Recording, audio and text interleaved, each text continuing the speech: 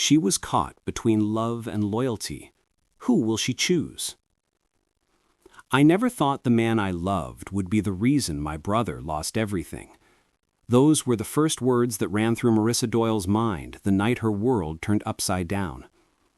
Charleston, South Carolina. A late summer evening, music from the Harbor Festival drifting through the air. Marissa, 32, a nurse practitioner at Roper Hospital, volunteered at the first aid tent.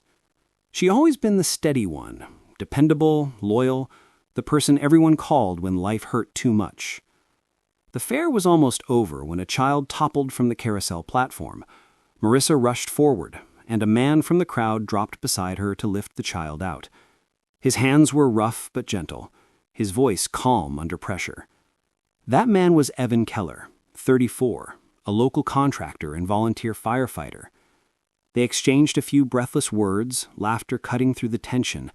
By the time the ambulance left, it felt as though they'd known each other for years.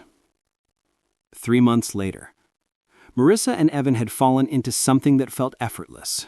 Morning coffee at Harbor Grounds Cafe, weekend hikes near Folly Beach, Sunday dingers that smelled of rosemary and trust. Her brother Derek Doyle, who owned a small marine repair business, seemed pleased at first, but the night he heard Evan's last name, his smile disappeared. "Keller?" Derek asked. "As in Rexford Construction Keller?" "Why?" said Marissa, suddenly cold. "Because that name destroyed me." Years earlier, Derek had invested his savings in a construction project that collapsed under fraud. He swore the man behind it was named Keller. The company vanished, his marriage ended, and he never recovered the same. Marissa defended Evan instantly, until Derek pulled an old folder from a drawer. There, on a faded invoice, was the signature, Evan Keller. That night, she called Evan. He didn't answer.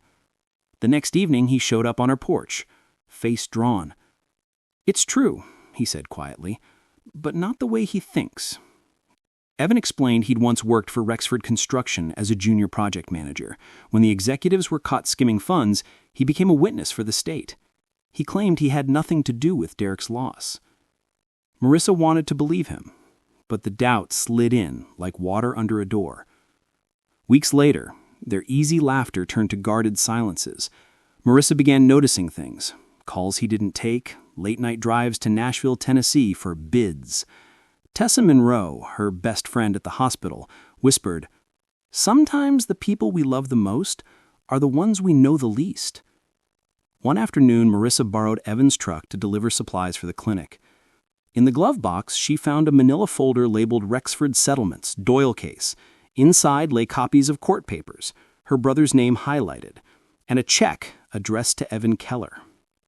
The floor of her certainty vanished. That evening, she confronted him. "Were you protecting me or hiding from me? That check was never cashed.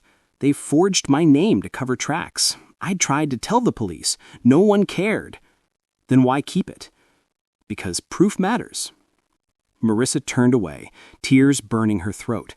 She wanted truth, but every word he spoke felt half-finished. Hours later, her phone buzzed. An unknown number. One text. "Ask him about Grace Whitman." Grace Whitman. Evan's mother. The woman he rarely mentioned.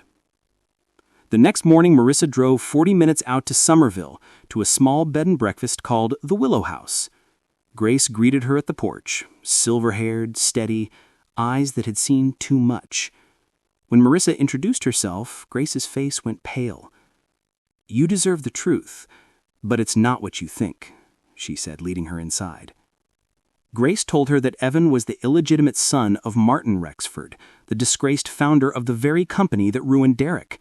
Evan had changed his last name to Keller, his mother's maiden name, to cut ties.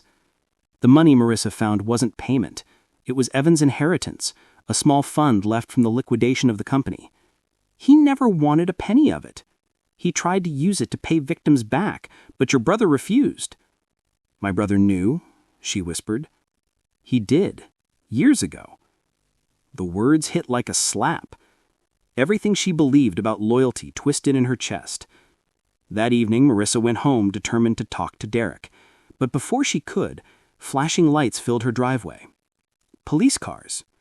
Officers were leading Evan away in handcuffs. "Marissa," he said, looking over his shoulder at her, "there's something you don't know about your brother." Her heart cracked open right there on the porch. Charleston News reported that Evan Keller was charged with financial misconduct tied to old Rexford accounts. The complaint? Filed by Derek Doyle. Tessa came by after her shift.